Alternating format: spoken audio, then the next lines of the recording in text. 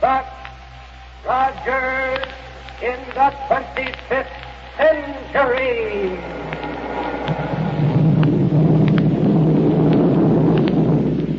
And the shower of silver dollars from Popsicle Pete's money box.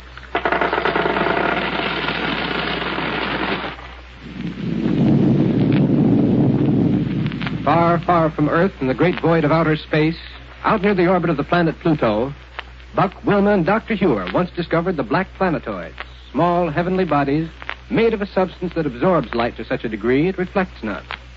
Planetoids that are virtually invisible, that exist in a state of perpetual darkness.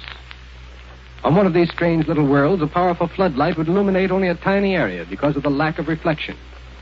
And that's why Killer Kane and Ardela, seeking to escape from our friends in a super rocket plane, roared onward and onward through space and finally landed on one of the black planetoids.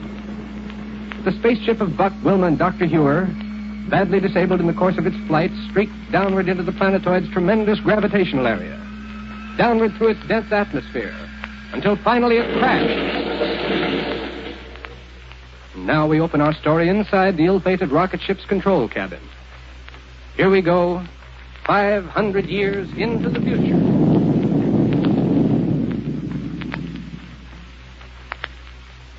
Doc. Wilma. Are you all right? I am, Doctor. So am I. The crash certainly sounded bad, but... well, we're all whole. Yes. Thank heaven. Knocked our lights out, though. I can't see a thing. Well, I can. Huh? Our metal door must have been banged open. Look. There's a light coming through the port of Killer Kane's ship over there. Yes, Buck, I see it. And, Doctor, we finally got them. Thinking that we're done for, they'll come over here. All we need to do to trap them is to sit tight and keep perfectly quiet. Buck is right, Dr. Hewer. We've got to be all ready for them. Now, if I can feel my way over to the weapon cabinet, I'll get at some disintegrators and rocket pistols and a hand light. No light, Wilma. I'll spot them and know that we're okay. Of course, sorry. The curious thing about light on this planetoid, Kane's metalloglass port over there is quite bright, but it doesn't cast any general illumination whatever. Any light on this place is completely absorbed by both the ground and the atmosphere. That's why the air seems so stuffy all the time. But here's some weapons for you. Oh, good, Wilma. No, thank you, Wilma. Any sign of movement from their ship yet? No, none whatsoever. No. So we may as well make ourselves as comfortable as possible. Here, Wilma, there's a control seat right back of me right here. Okay. Only be careful getting to it because part of this half-wrecked control board is jutting out. Oh, so I noticed. Yeah, okay? Sure. Well, now for a long, quiet wait until Kane and Ardela come over here to look at what they probably Kane, if that crash landing didn't finish them off, I'll eat my flying jacket. I'm pretty sure of it, aren't you? Why not? Never heard such a crack-up in my life. You forget one thing, Ardela. The shock insulation built into that ship. I still don't think they could have survived. We're going to wait right here until we're sure. No lights have appeared aboard that ship of theirs. Or what's left of it. We're still going to wait. Okay. Now for a long, quiet wait. What's this? Until Kane and Ardela come over here to look at what they probably think are our remains. Do you hear that? They're alive. No sign of their moving out of that ship yet, but they will. It's coming through our radio unit, Kane. Right. Their transmitter is on, but they don't know it. Good. They're moving around in the dark over there. Someone has accidentally turned it on. Ardela, we couldn't ask for more. I still can't believe they ever survived that crash. Oh, don't you believe your own ears? Well... Now we can play that waiting game as well as they can. What's more, we're in a far better position to do so. Buck, Quiet. Yes, Wilma? can you reach me a drink of water? Yeah, the tank's right here beside me. Matter of fact, I'm so dry myself I could almost exhale dust. One for me, please. I can't think of anything I'd like more. Right, sir. Uh-oh. What's the matter? Water tank is bone dry. Listen. Oh, no, are you sure? Let me have your hand. See? A drop coming out. Oh, but water's one thing we can't do without it. This is serious. I know it. Afraid there's nothing we can do, though, until we can get into Kane's ship. Well, but... Okay. No water aboard their ship, eh? If they only knew it, there's a water hole less than 100 feet away from them. How do you know? Now, why do you suppose I navigated our ship down to this particular spot? Well? It's exactly where we landed when we were on this black planetoid before. Oh, I see. Incidentally, there's a deep natural pit not far from here, too. Ardela, I've got an idea. Well, it had better be good. Listen. As long as those three are inside their ship, we can't safely get over to them to put them out of the way. Of course not. The minute we used enough light to get their exact location, they'd blast us down. But if we can get one of them out of that ship, and it would certainly be Roger. Now, wait a minute. Better tell me how you think you can do it. Easily. By turning on our radio transmitter and letting them hear us talk. What?